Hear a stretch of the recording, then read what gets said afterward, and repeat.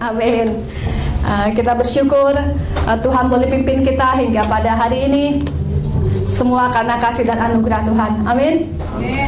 Mari saudara, pagi hari ini kita akan belajar firman Tuhan bersama-sama. Kita akan buka Alkitab kita dalam kitab Yehezkiel 33 ayat 1 sampai 16.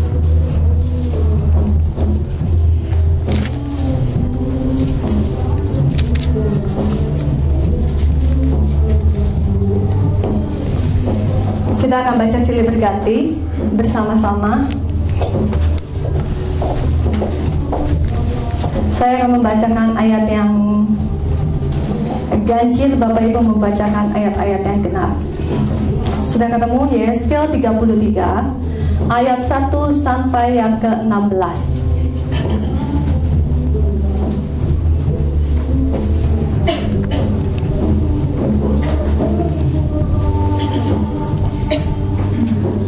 Kita akan baca firman Tuhan pada pagi hari ini dalam Yehezkiel 33 ayat 1 sampai yang ke-16 dengan perikop tugas Yehezkiel sebagai penjaga.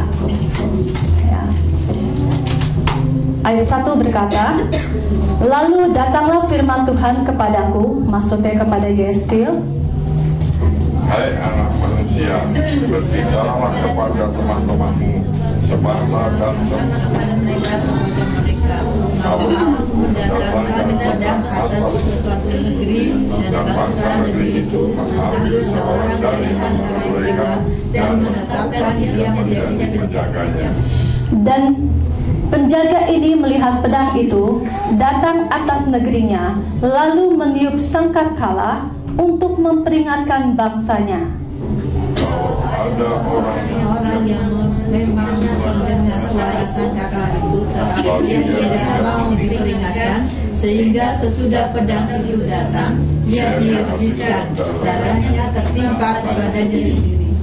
Ayat yang kelima, "Ia mendengar suara sangkakala, tetapi ia tidak mau diperingatkan, darahnya tertimpa kepadanya sendiri. Kalau ia mau diperingatkan, ia menyelamatkan nyawanya." Sebaiknya penjaga yang melihat pedang itu datang, tetapi tidak meniup sangkakala, dan bangsanya tidak mendapat peringatan, sehingga sesudah pedang itu datang, seorang dari antara mereka dihabiskan. Orang itu dihabiskan dalam kesalahannya, tetapi akan menuntut pertanggungan jawab atas nyawanya dari penjaga itu. "Dan engkau anak manusia, aku menetapkan engkau menjadi penjaga bagi kaum Israel. Bila mana engkau mendengarkan sesuatu firman daripadaku, peringatkanlah mereka demi namaku." Kalau aku berfirman kepada orang jahat, "Hai orang jahat, engkau pasti mati," dan engkau tidak berkata apa-apa untuk mengingatkan orang jahat itu supaya bertobat dari hidupnya, orang jahat itu akan mati dalam kesalahannya, tetapi aku akan menuntut pertanggungan atas nyawanya daripadamu. Ayat 9, Tetapi jikalau engkau memperingatkan orang jahat itu supaya ia bertobat dari hidupnya, tetapi ia tidak mau bertobat, ia akan mati dalam kesalahannya, tetapi engkau telah menyelamatkan nyawamu." Dan engkau anak manusia, katakanlah kepada kaum Israel, kamu berkata begini, kami dan dosa kami sudah ditanggung atas kami, dan karena itu kami hancur. Bagaimanakah kami dapat tetap hidup? Ayat 11, "Katakanlah kepada mereka, demi aku yang hidup, demikianlah firman Tuhan Allah, aku tidak berkenan kepada kematian orang fasik, melainkan aku berkenan kepada pertobatan orang fasik itu dari kelakuannya supaya ia hidup. Bertobatlah dari hidupmu yang jahat itu. Mengapa kamu akan mati, hai kaum Israel?" Dan engkau anak manusia, katakanlah kepada teman-temanmu sebangsa, kebenaran orang menang tidak menjadikan dia. Orang yang menjadi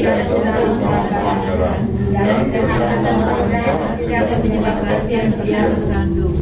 Pada waktu ia bertobat dari kejahatan dan halangan tidak dapat dibuktikan karena kebenarannya. Pada waktu ia berbuat dosa.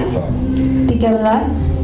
Kalau aku berfirman kepada orang benar, engkau pasti hidup, tetapi ia mengandalkan kebenarannya dan ia berbuat curang, segala perbuatan kebenarannya tidak akan diperhitungkan, dan ia harus mati dalam kecurangan dan perbuatannya.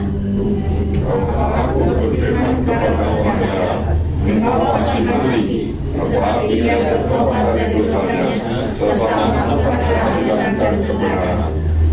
Orang jahat itu mengembalikan gadaiannya orang, ia membayar ganti rampasannya, menuruti peraturan-peraturan yang memberi hidup, sehingga tidak berbuat curang lagi. Ia pasti hidup, ia tidak akan mati. Ayat 16 kita baca sama-sama. Semua dosa yang diperbuatnya tidak akan diingat-ingat lagi. Ia sudah melakukan keadilan dan kebenaran, maka ia pasti hidup. Amin. Firman Tuhan yang kita baca pada pagi hari ini, ya, firman Tuhan dengan tema tanggung jawab seorang penjaga. Ya, tanggung jawab seorang penjaga.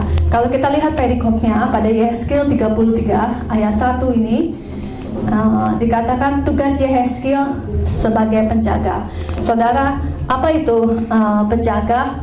Kalau saudara ingat kejadian 11 November 2001, di mana runtuhnya gedung WTC, World Trade Center di New York, bukan karena tidak adanya sistem keamanan yang canggih pada negara itu, ya.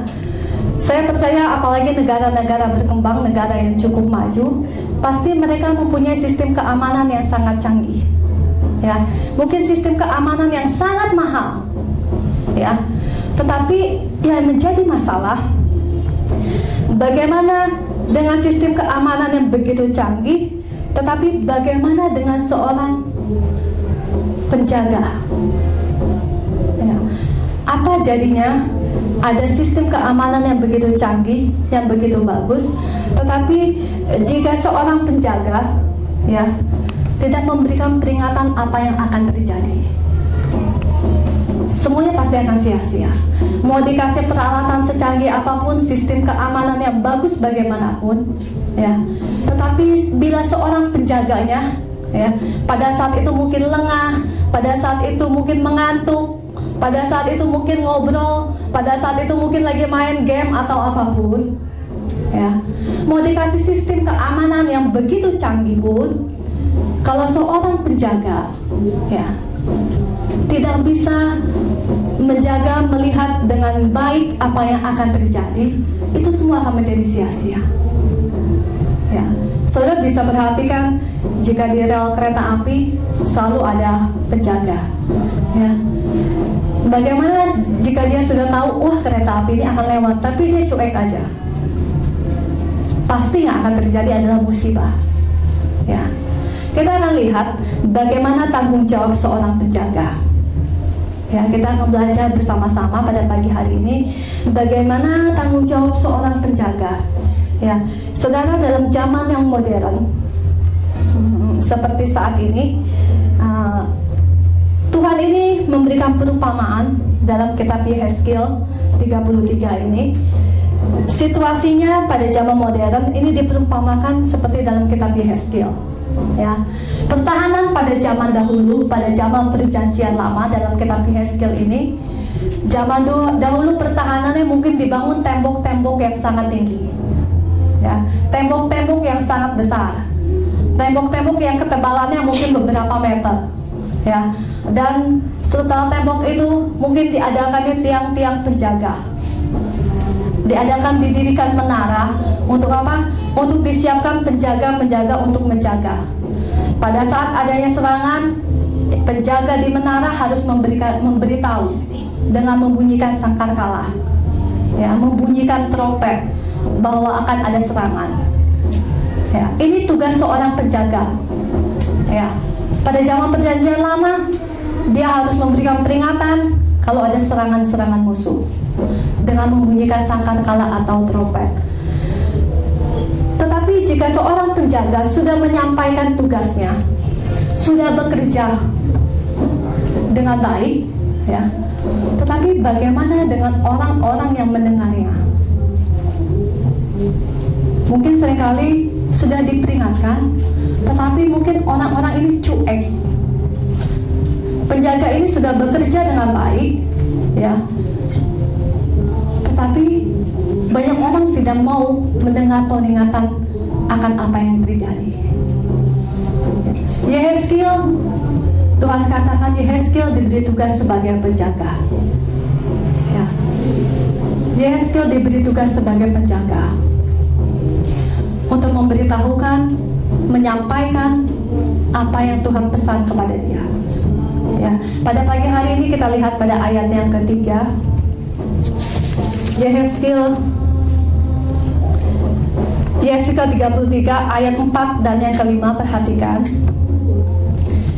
Kalau ada seorang yang memang mendengar, ya, kalau ada seorang yang memang mendengar suara sangkakala itu, tetapi ia tidak mau diperingatkan, sehingga sesudah pedang itu datang, ia dihabiskan, darahnya tertimpa kepadanya sendiri. Ia mendengar suara sangkakala, tetapi ia tidak mau diperingatkan, darahnya tertimpa kepadanya sendiri. Kalau ia mau diperingatkan, ia menyelamatkan nyawanya. Saudara, seringkali kita sudah banyak mendengar, seringkali kita sudah banyak diperingatkan, ya. Hal yang pertama, ya, yang dapat kita lihat dari Yehezkiel 33 ayat 4 sampai yang kelima ini, kita ini bertanggung jawab atas diri kita sendiri. Amin. Kita ini bertanggung jawab atas diri kita sendiri. Firman Tuhan katakan, jika ada sangkakala berbunyi dan kamu mau mendengar, kita akan diselamatkan. Tetapi kalau kita tidak mau mendengar, ya, firman Tuhan katakan, darah itu akan tertimpa pada kita. Kita ini harus bisa bertanggung jawab atas diri kita sendiri. Saya menyampaikan firman Tuhan sebagai hamba Tuhan. Saya ini hanya bisa menyampaikan saja, ya. Tugas saya sebagai hamba Tuhan yang dipercayakan pada hari ini untuk menyampaikan firman Tuhan. Saya harus setia bisa menyampaikan firman Tuhan. Tetapi saudara mendapat tugas yang berbeda. Untuk apa?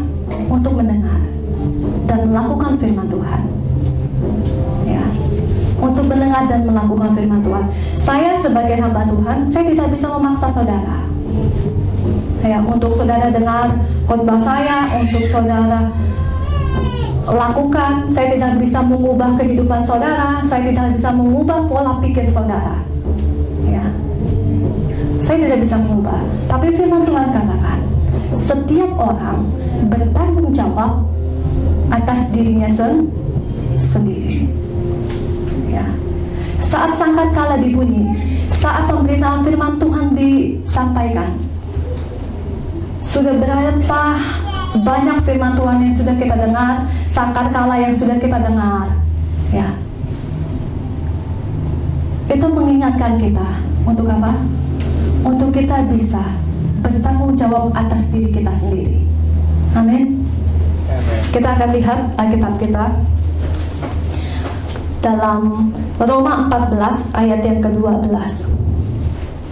Roma 14, kita baca sama-sama.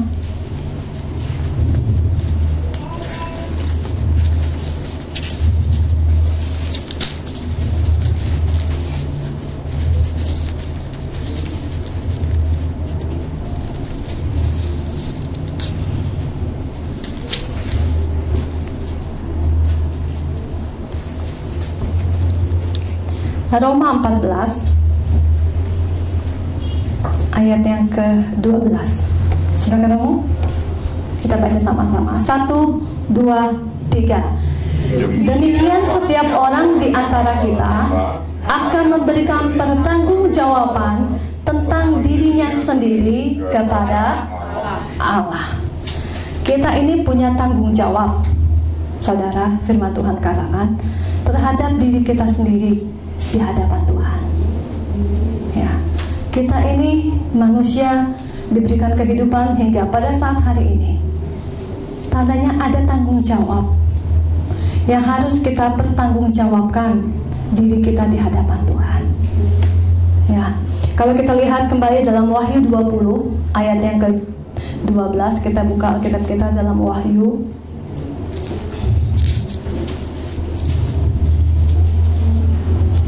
Wahyu 20 ayat yang ke-12.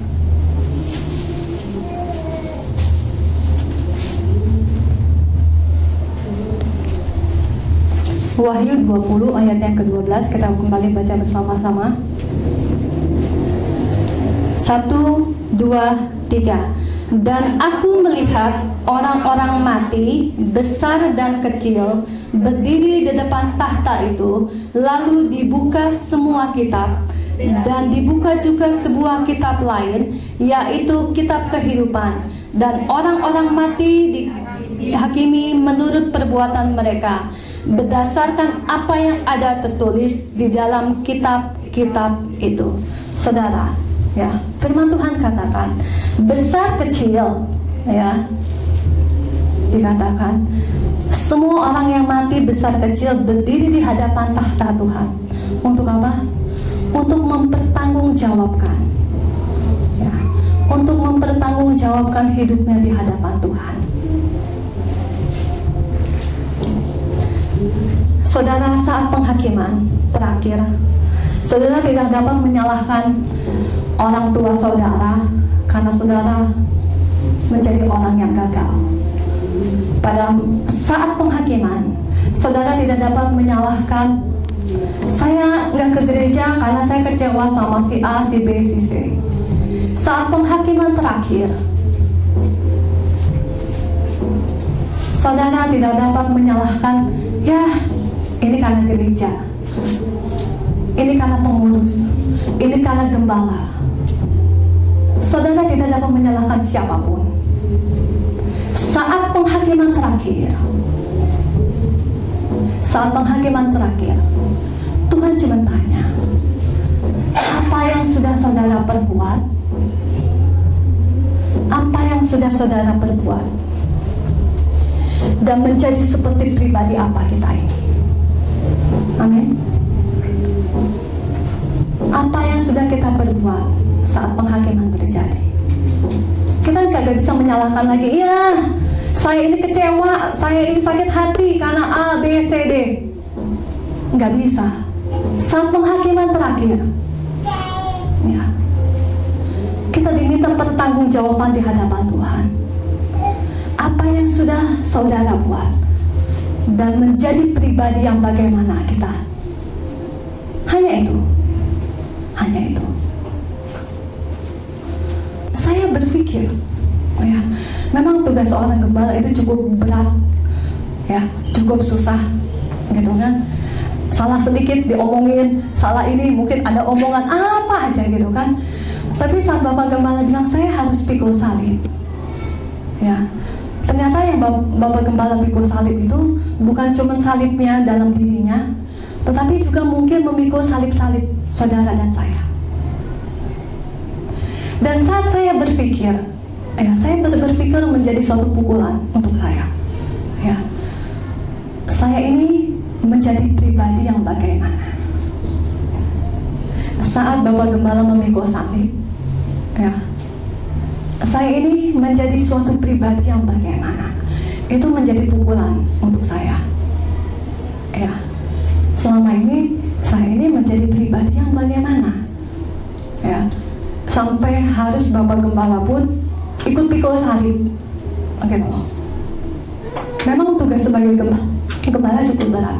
Kita ketawa gitu kan, tapi saat saya ketawa saya berpikir, ya, Tuhan, selama ini saya jadi pribadi yang bagaimana, ya, pribadi yang sudah dapat menyenangkan Tuhan atau pribadi yang menyusahkan gembala, mungkin kasarnya seperti itu, ya, pribadi yang bagaimana saya ini.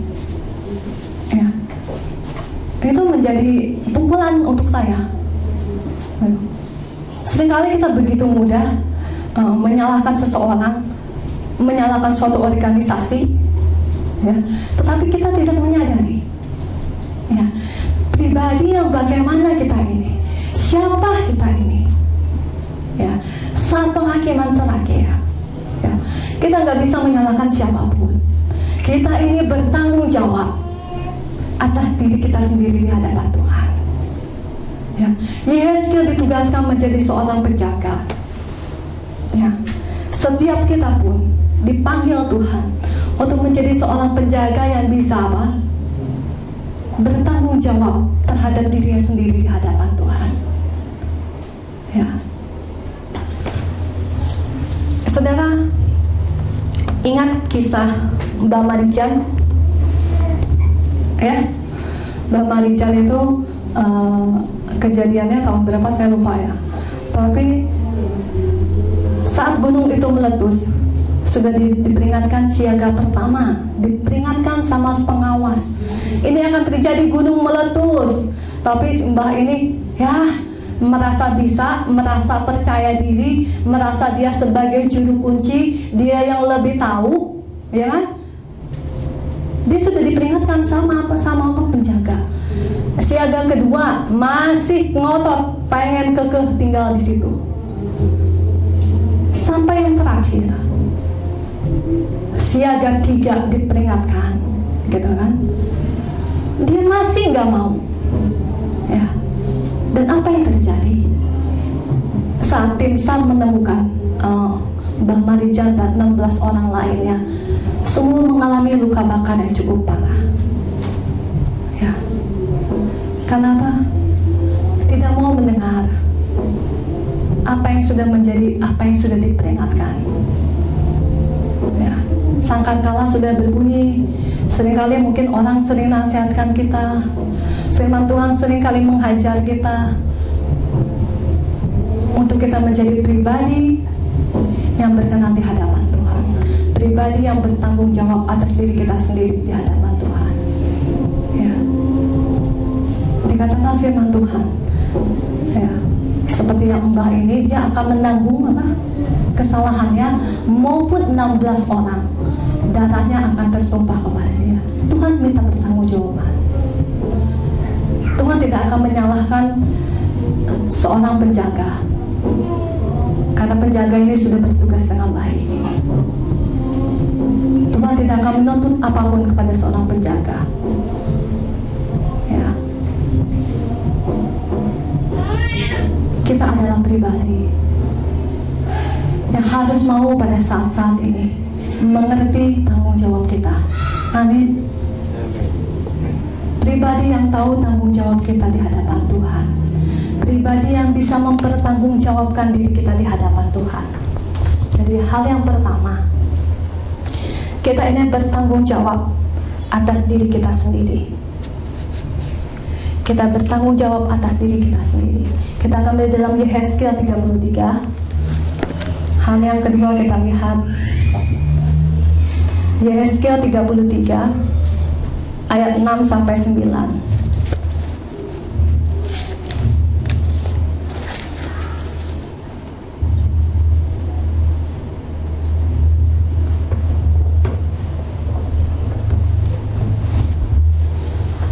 Kita simak firman Tuhan dalam Yehezkiel 33 ayat 6 sampai ke 9. Saya akan baca kembali. Sebaliknya, penjaga yang melihat pedang itu datang, tetapi tidak meniup sangkakala, dan bangsanya tidak mendapat peringatan, sehingga sesudah pedang itu datang, seorang dari antara mereka dihabiskan. Orang itu dihabiskan dalam kesalahannya, tetapi aku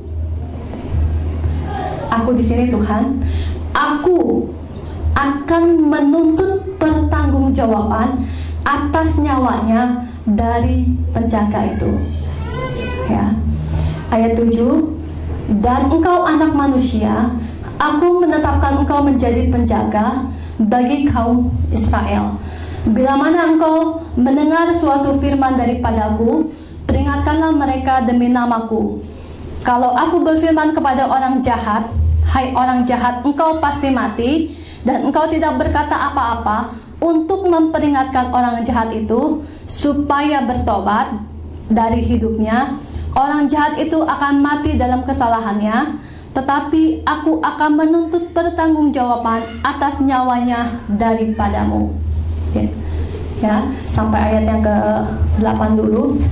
Saudara, hal yang kedua, ya, saudara bukan hanya harus bertanggung jawab, mempertanggungjawabkan jawab diri kita di hadapan Tuhan. Yang kedua, kita bertanggung jawab atas diri orang lain. Kita bertanggung jawab atas diri orang lain. Tuhan katakan, ya, kalau ada orang jahat, ya, ia mati dalam kesalahannya karena penjaga ini tidak mau memperingatkannya. Dikatakan Tuhan menuntut pertanggungjawaban atas nyawanya daripadamu. Jadi kita ini bertanggung jawab. Tidak hanya diri kita bertanggung jawab di hadapan Tuhan, tapi kita juga bertanggung jawab atas diri orang lain. Amin. Amin. Kita ini bertanggung jawab atas diri orang lain. Ya, kita lihat 1 Petrus 2 ayat yang ke-9. Tetapi kamu bangsa yang terpilih, imamat yang rajani, bangsa yang kudus, umat kepunyaan Allah sendiri, supaya kamu memberitakan perbuatan-perbuatan yang besar dari Dia yang telah memanggil kamu keluar dari kegelapan kepada terangnya yang ajaib. Saudara, firman Tuhan katakan, kamulah bangsa yang terpilih, imamat rajani, bangsa yang kudus, kepunyaan Tuhan. Kita ini kepunyaan Tuhan, ya. Supaya apa? Memberitakan perbuatan-perbuatan Tuhan yang ajaib. Ya. Ini panggilan kita sebagai penjaga. Kita ini udah dipilih sama Tuhan. Kita sudah dipanggil oleh Tuhan. Ya, kita sudah dikuduskan oleh Tuhan. Ya, ini panggilan kita sebagai penjaga. Untuk apa? Memberitakan, ya, tentang Tuhan. Karena kita sudah keluar dari kegelapan, dibawa kepada terang yang ajaib. Ini kita bertanggung jawab. Kita punya tanggung jawab, ya, atas diri orang lain. Ya, kita sudah dipanggil, dipilih oleh Tuhan. Kita mau bertanggung jawab atas diri orang lain. Ya, seringkali kita begitu egois. Saat kita punya sesuatu, ya, yang kita sudah tahu bahwa kita ini sudah diselamatkan, sudah dikuduskan, sudah dibenarkan sama Tuhan. Tetapi seringkali kita tidak mau membagi itu. Ya, ada perumpamaan, ada seorang ilmuwan yang menemukan suatu obat kanker yang cukup baik, yang bisa menyembuhkan orang-orang yang sakit kanker. Tapi ilmuwan ini memberitahu kepada beberapa orang, hanya segelintir orang, saya ini menemukan obat yang cukup baik untuk menyembuhkan sakit kanker. Orang yang mendengar, ya, dari ilmuwan ini seringkali hanya sebatas mendengar, tetapi tidak mau menyampaikan lagi kepada yang lain. Tidak mau menyampaikan lagi kepada yang lain. Padahal kalau kita bayangkan, pikirkan, kalau kita mau menyampaikan apa yang ilmuwan ini katakan, ya, penemuan ini tentang obat ini, mungkin banyak orang yang akan diselamatkan. Banyak orang yang tidak akan mati dengan sia-sia. Banyak orang yang bisa diselamatkan.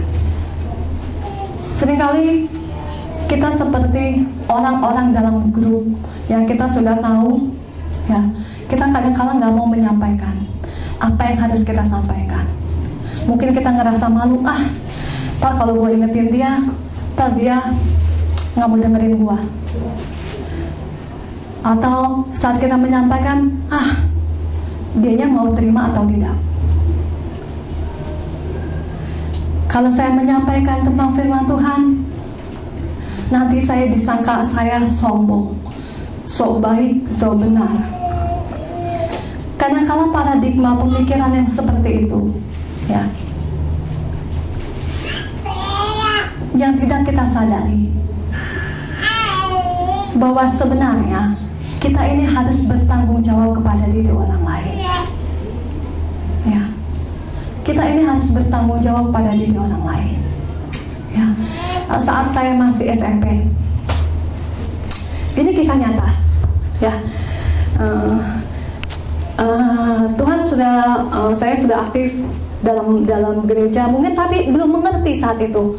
Cuman sebatas ya pelayanan gitu loh. Saya ikut nyanyi-nyanyi, seneng gitu, sebatas seneng gitu loh. Itu masih saya SD loh.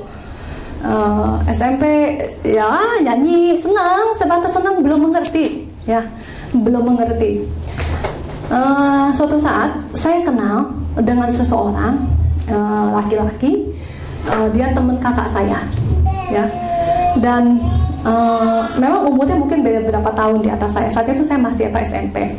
Tetapi karena saya sekolah di Tunas Harapan, saya setiap hari Jumat harus ibadah di gereja.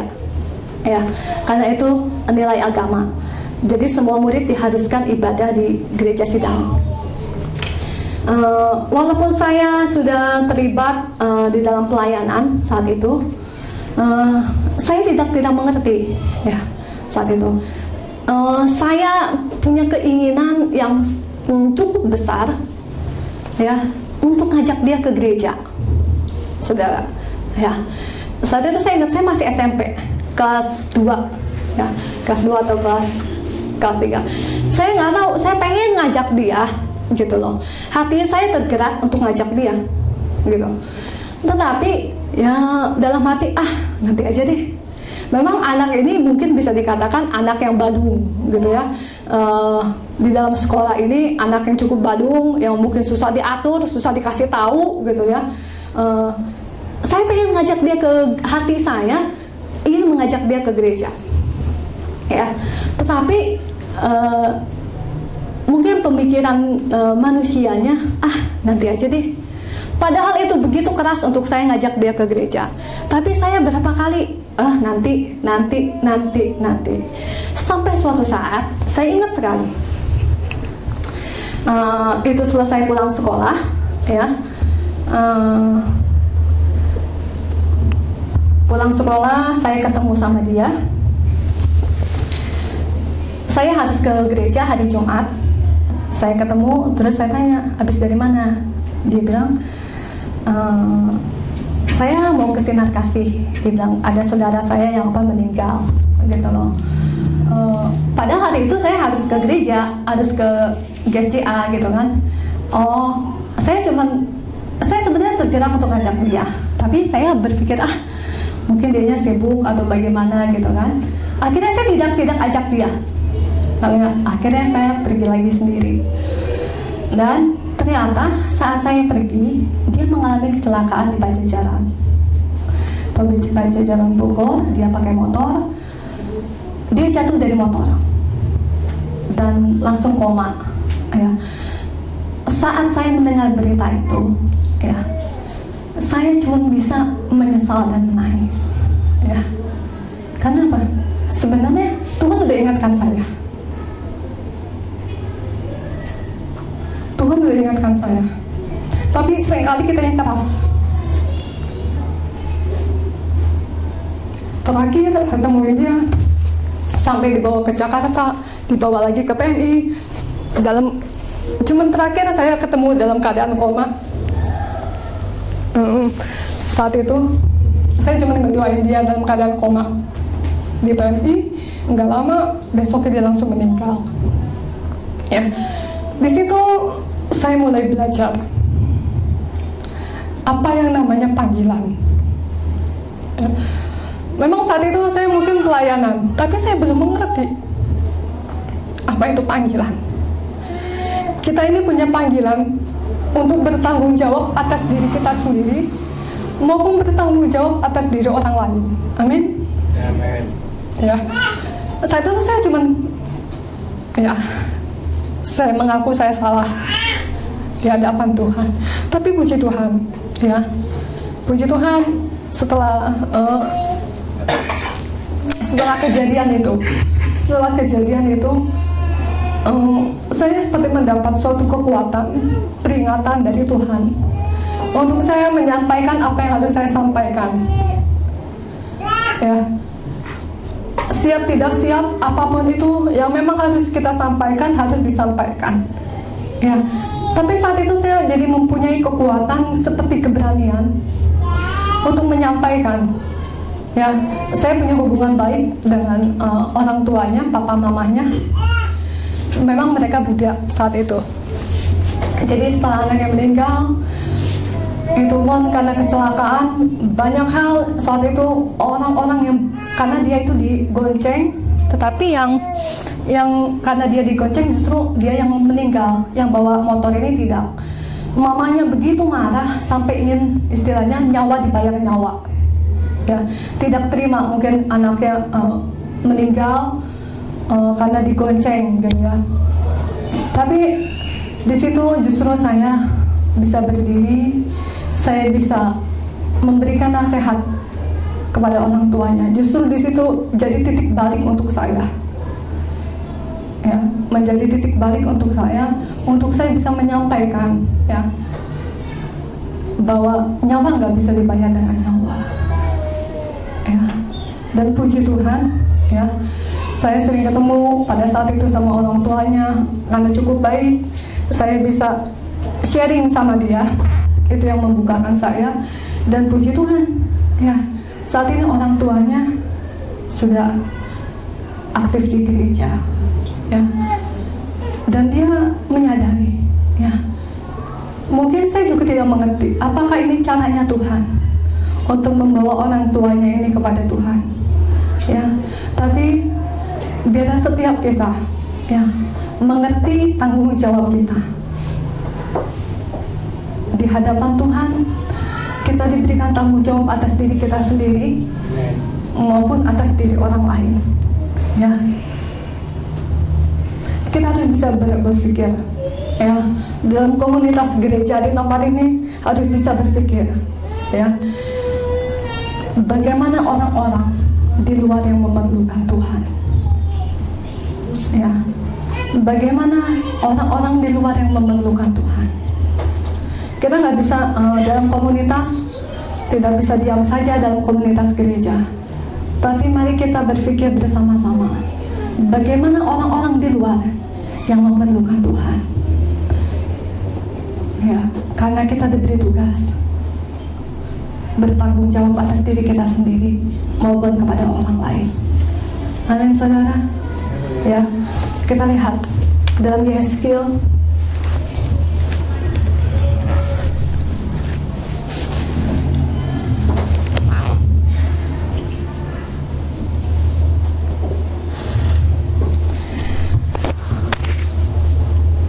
Yehezkiel 33 ayat yang ke-12 sampai 16.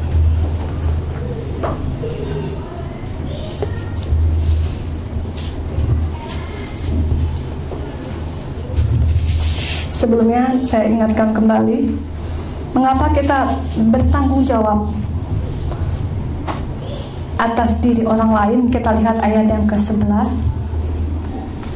Katakanlah kepada mereka, demi aku yang hidup, demikian firman Tuhan Allah, aku tidak berkenan kepada kematian orang fasik, melainkan aku berkenan kepada pertobatan orang fasik. Itu dari kelakuannya, supaya ia hidup, bertobat dari hidup yang jahat itu. Tuhan katakan, aku tidak berkenan kepada kematian orang fasik. Ya, firman Tuhan katakan, aku tidak berkenan kepada kematian orang fasik, melainkan aku berkenan kepada pertobatan orang fasik. Oleh karena itu, mengapa orang lain juga menjadi tugas kita, ya, karena Tuhan berkenan kepada pertobatan. Amin. Tugas kita untuk kita juga bisa menyampaikan apa yang harus kita sampaikan, karena Tuhan berkenan kepada pertobatan. Ya, Tuhan tidak berkenan kepada kematian orang fasik. Ya, oleh karena itu kita punya tugas terhadap diri kita sendiri, tanggung jawab diri kita maupun tanggung jawab pada orang lain. Amin. Hal yang ketiga, kita lihat ayat 12 sampai yang ke-16 Yehezkiel.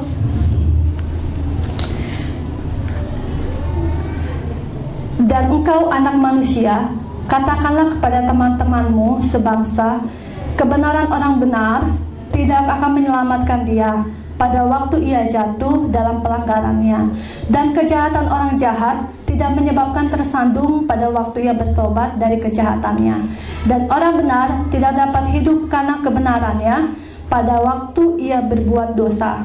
Walaupun aku berfirman kepada orang benar, engkau pasti hidup, tetapi ia mengandalkan kebenarannya dan ia berbuat curang, segala perbuatan-perbuatan kebenarannya tidak akan diperhitungkan, dan ia harus mati dalam kecurangan yang diperbuatnya. Saudara, dalam ayat 12 sampai ke 16 ada dua tipe orang. Ya, tipe yang pertama ayat 12 sampai yang ke-13 ini, yaitu tipe orang yang sudah mengerti kebenaran. Ya, sudah mengerti kebenaran. Firman Tuhan katakan, ya, orang benar tidak dapat hidup karena kebenarannya. Ya, dia ini tahu kebenaran, ya, tetapi mengandalkan kebenaran. Ya, artinya begini. Orang ini sudah mengalami perjumpaan pribadi dengan Tuhan. Dia tahu Tuhan itu begitu baik, Tuhan itu begitu luar biasa, Tuhan itu sudah menyelamatkan hidupnya, tetapi kehidupannya, ya, kehidupannya hidup dalam masa lalu. Ya, dia tahu kebenaran pada masa lalu, tetapi dia tidak hidup di dalam kebenaran pada saat ini. Itu tipe yang pertama, ya. Dan kalau kita baca ayat yang ke-14 sampai ke-16, ya, kalau aku berfirman kepada orang jahat, engkau pasti mati, tetapi ia bertobat dari dosanya, ya, ia akan diselamatkan. Ayat yang ke-16.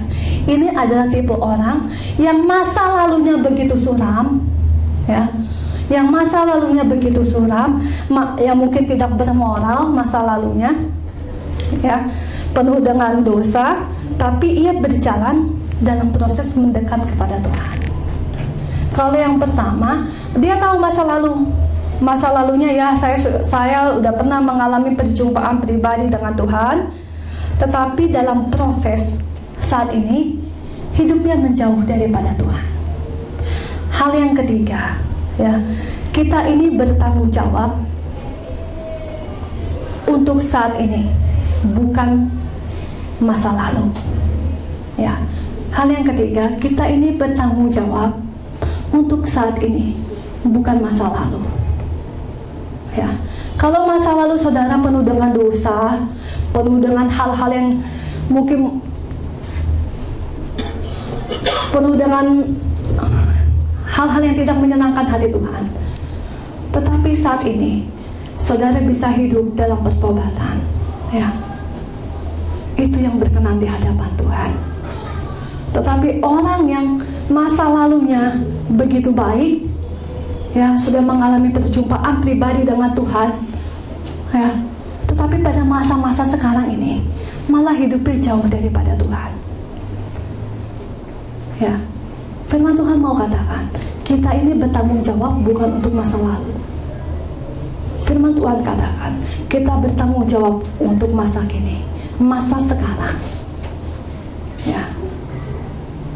Oleh karena itu saudara, betapa pentingnya kita memiliki hubungan erat dengan Tuhan. Dari masa lalu yang buruk, Tuhan sudah tebus kita, ya, sampai saat ini, ya, yang Tuhan inginkan apa? Kita punya hubungan yang baik dengan Tuhan, hubungan yang berkenan, Ya, sikap yang mengandalkan Tuhan. Ya, kita bertanggung jawab. Ingat, bukan pada masa lalu. Mau masa lalu saudara seburuk apapun, mau dosa saudara kaya apapun, kita tidak bertanggung jawab pada masa lalu. Tapi kita bertanggung jawab pada masa sekarang ini. Ya, apalagi kita yang sudah mengerti akan firman Tuhan. Ya, kita yang sudah tahu. Ya, banyak hal yang sudah kita dengar firman Tuhan. Ingat, kita bertanggung jawab. Ya, kita ini bertanggung jawab pada masa sekarang, bukan pada masa lalu. Oleh karena itu saudara, ya, mari kita miliki hubungan yang baik dengan Tuhan. Miliki hubungan yang benar-benar berkenan di hadapan Tuhan. Ya, kita harus bisa bertanggung jawab. Bisa bertanggung jawab di hadapan Tuhan. Benar-benar bertanggung jawab kepada Tuhan dan kepada sesama. Ya, kita dipanggil Tuhan untuk menjadi seorang penjaga. Oleh karena itu, firman Tuhan pada pagi hari ini mengingatkan kita, seperti apakah kita saat ini? Mari kita renungkan bersama-sama. Seperti apakah kita saat ini? Ya. Kita lihat yang terakhir, Lukas 12 ayat yang ke-48 sebagai ayat penutup kita. 48b, yang B saja.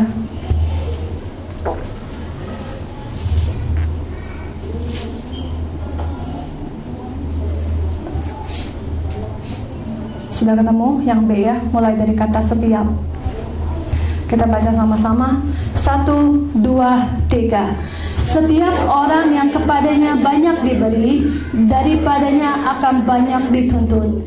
Dan kepada siapa yang banyak dipercayakan, daripadanya akan lebih banyak lagi dituntut. Amin. Saudara, ya, firman Tuhan katakan, ya, setiap orang yang banyak diberi, daripadanya akan banyak dituntut. Siapa yang banyak dipercayakan, daripadanya lebih banyak untuk dituntut. Maksudnya apa?